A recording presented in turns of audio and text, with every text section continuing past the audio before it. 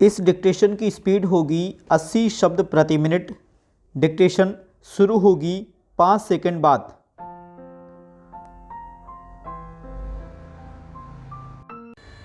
Start.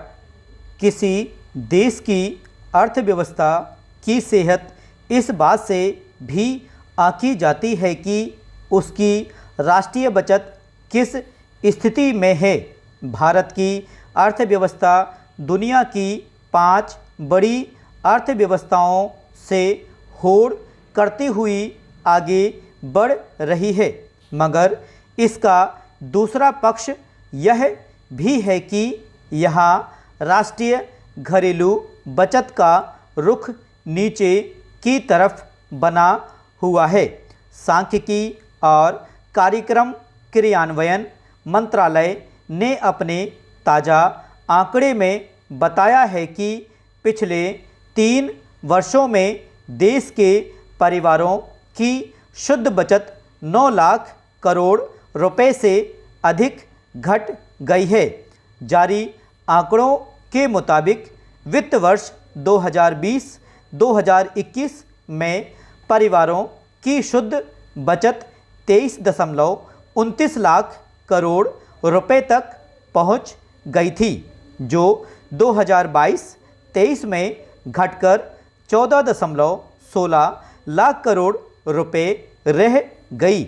यह स्थिति तब है जब देश में विदेशी मुद्रा की आवक बढ़ी है। विदेशों में रह रहे भारतीयों ने 2022 में 111 अरब डॉलर भारत भेजे। इस तरह हम दुनिया का पहला देश बन चुके हैं जहां 100 अरब डॉलर या उससे अधिक विदेशों से भेजा गया धन प्राप्त हुआ है। पैरा।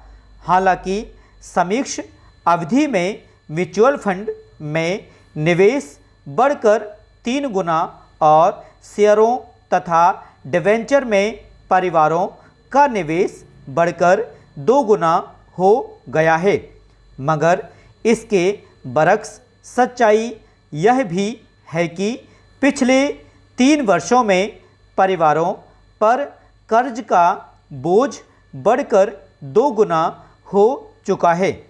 इसमें परिवारों द्वारा गैर वित्तीय बैंकों से लिया गया कर्ज 4 गुना बढ़ा है। यह अवधि कोरोना काल के दौरान और उसके बाद की है। उस दौरान भविष्य निधि खाते से निकाले गए धन में भी बेतहाशा बढ़ोतरी दर्ज हुई थी। यानी कोरोना काल के बाद जिस अर्थव्यवस्था के सुधरने के दावे किए जाते रहे हैं, उसमें लोगों का अपना घरेलू खर्च चलाना मुश्किल बना हुआ है। इससे रोजगार की स्थिति और प्रति व्यक्ति आय के स्तर का भी पता मिलता है। देश की तरक्की का तूमार चाहे जितना ऊंचा उठ जाए, पर वह टिकाऊ आम आदमी की हैसियत से ही बनती है।